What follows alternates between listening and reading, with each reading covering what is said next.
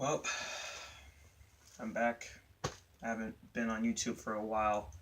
I remember last time I was on YouTube, I discussed about Dak Prescott and us rolling with him.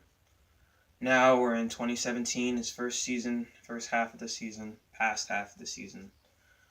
5-4. Um, Dak Prescott here in this league is still a top quarterback in this league. He didn't have a great game against the Atlanta Falcons this past week. He fell to 5-4. Dak Prescott is not over for the Cowboys and Dak. We didn't have Zeke, obviously. But one of the reasons why we lost that game was because Zeke is a huge part of our offense and he needs to be there. But another reason why we lost that game was our left tackle, Tyron Smith, was out with the groin and back injury. And Chaz Green took that role to substitute for him.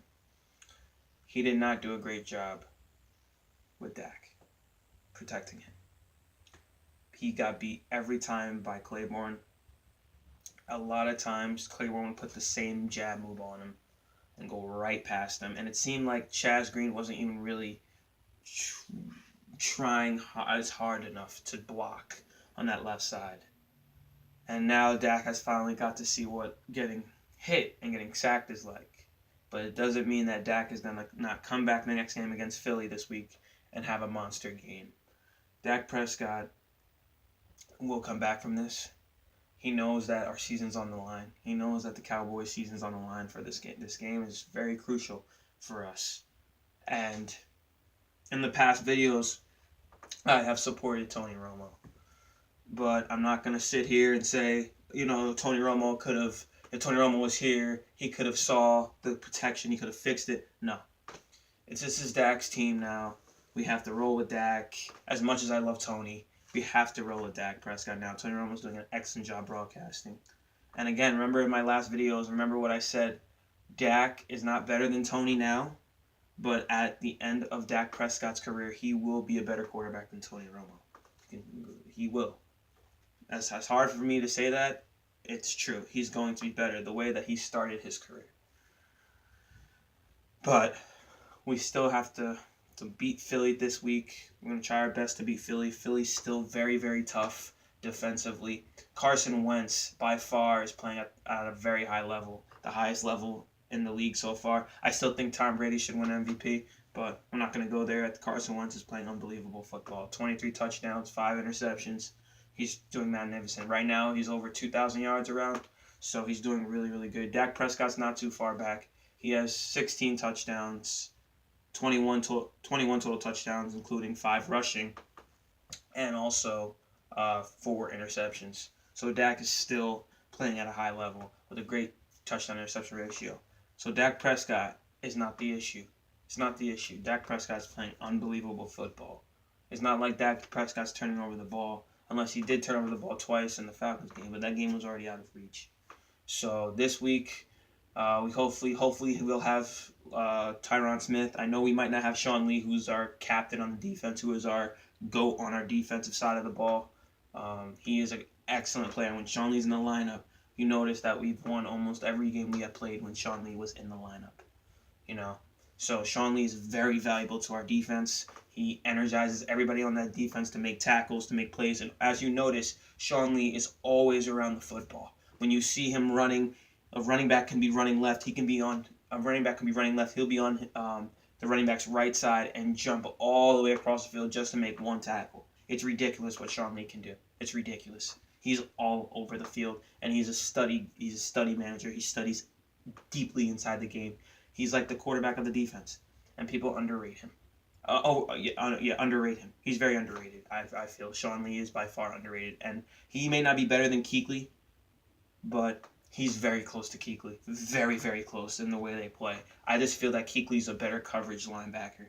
He knows how to jump more routes. Kuechly's known for knowing a lot of route combinations and jumping them because he's also a study hawk. You have to be a study hawk, a study mechanic. You have to study all traits of the offense. Passing, running, everything. and they do that. And I'm not saying other players in the league don't do that, but it's important to do that. You have to study the game. You have to be a study hawk when it comes to football in the NFL. So my predictions for this week, I feel that the Cowboys will win this game by a field goal, a winning field goal. I think the score is going to be 27-24. Dallas, we definitely need the win. I think Dak Prescott will throw for at least 2 touchdowns.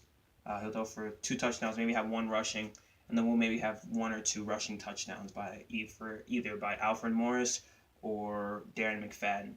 So, and I think the order for us to win this game, Dez Bryant needs to show up. I was a huge fan of Dez Bryant, but where the heck has Dez Bryant been for the past year or two? Where has he been? Where has he been? He has not been. He's been non-existent. Unable to gain separation from his corners. He's not. He doesn't anticipate great route releases. He has terrible route combination right now. I don't know what is the issue with Dez Bryant. I don't know. And people keep saying Dak and Dez don't have the chemistry. They can have chemistry. It's the reason. It's Dez Bryant not being able to gain separation. A lot of times Dez got the catches from Tony Romo because Tony Romo would all the time throw it up to Dez and he'll just go up and get it. But nowadays corners are getting more better. They're studying the game a lot more. You can't do that a lot of times nowadays. You have to actually beat them on the run. You have to beat them with your feet. You have to beat them with routes. That's why Antonio Brown right now is one of the best receivers in the game right now, because he has by far one of the best route combination, one of the best route trees.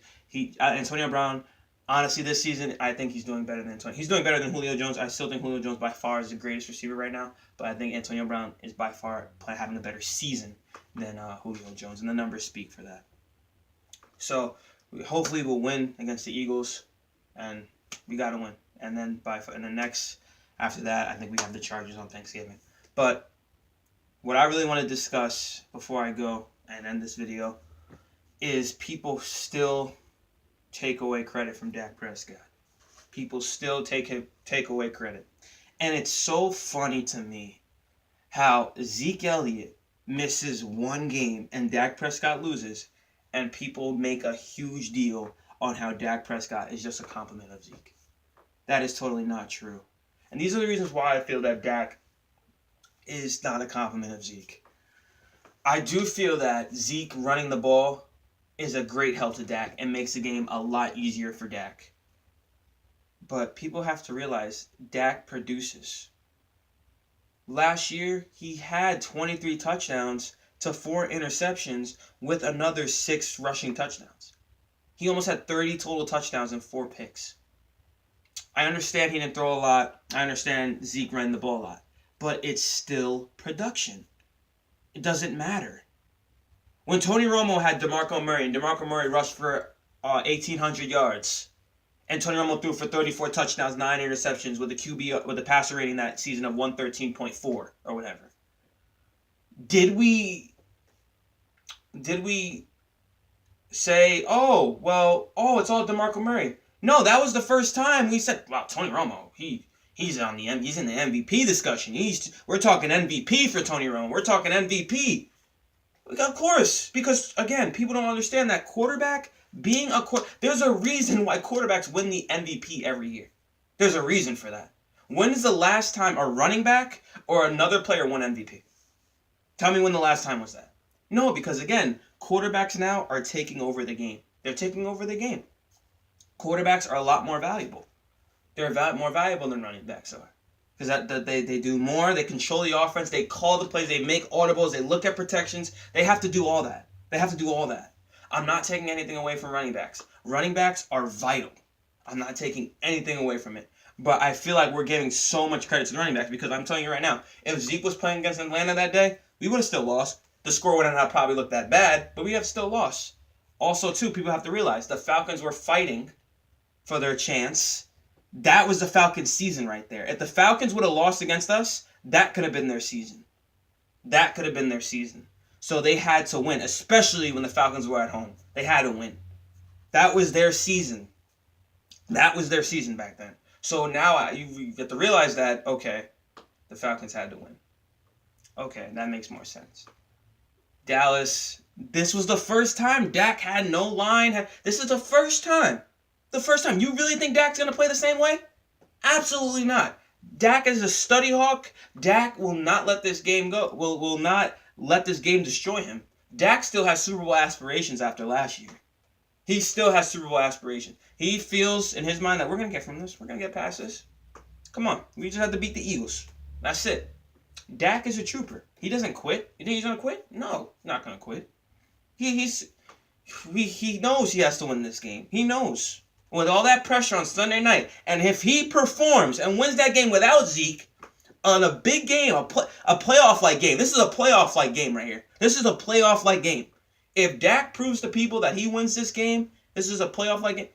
We're back to, okay, Dak's the real deal. Dak's pretty good. Dak's pretty good. I think Dak will be really, really good. And he is. And he is. So enough with the Zeke. You know, we still miss Zeke. I like Zeke a lot. I feel that Zeke is a driving force in this offense, but I feel that Dak can win games without him. I just feel that way because Dak is that good. I feel that he can win games without him. Last night, I'm not, you know, people are going to say, oh, without Zeke, that's fine. You could say without Zeke, that's fine. But Dak can win games. He knows how to win games in the NFL. He's 18-7. He knows how to win games in the NFL. Tony Romo knew how to win games without a running game. So can Dak. Dak will get there. And also, too, Dak is his second year. He's still learning how to win. He's still winning games, and he's his second year. The guy has 53 total touchdowns and 15 turnovers total. Every game he's played in, including playoffs, 53 touchdowns to only 15 turnovers. Greater number for you. Around 39, around, he has around like 44 touchdowns, interceptions. He's around 49, 50, he has around, including playoffs, including regular season and total touchdowns, he has around 52 touchdowns to 8 interceptions, including last season and this season. It's ridiculous numbers, bro. Ridiculous numbers. Ridiculous. He's the first quarterback that had the greatest between the first 2 years right now. He has the greatest touchdown to interception ratio in the first 2 years. That's ridiculous. And you're gonna give that all to the run game? You're gonna give that all to the run game? See, it's so funny how quarterbacks get all this, they have these great numbers and they blame it on something else. But when quarterbacks have terrible numbers, they'll say, oh, he didn't have enough of this, he didn't have enough of that. Come on, bro. He's playing out of his mind. He's not MVP worthy this season because of his team. I really honestly feel that Tom Brady is MVP worthy. But we'll get into that, because I also love Tom Brady. I'm a Tom Brady fan. But I'm a Dak Prescott fan because he's my quarterback. He's my number one quarterback. If I had to choose quarterback, I'd take Dak Prescott because he's my quarterback. He plays for my team. Cowboy fan, Prescott all day, every day. So I think Dak is still underrated. I still think that in the future he'll learn and become great. And I'm a Dak fan now. I love Tony Romo. I've defended him for years, and now it's Team Dak, and I gotta defend Dak as well. Any quarterback that puts on that star, I gotta defend. All right. Thanks a lot. This is my my fourth or fifth video. I'll catch you guys later. Next time we'll see. I'll be back for the post game or for the end of the game of the Eagles for the result in the Eagle game, and we'll see. If we lose. We're still gonna fight. But if we win, told you so. Told you that Dak didn't have a great game. So again, I'll be back. Let's go Cowboys against Eagles.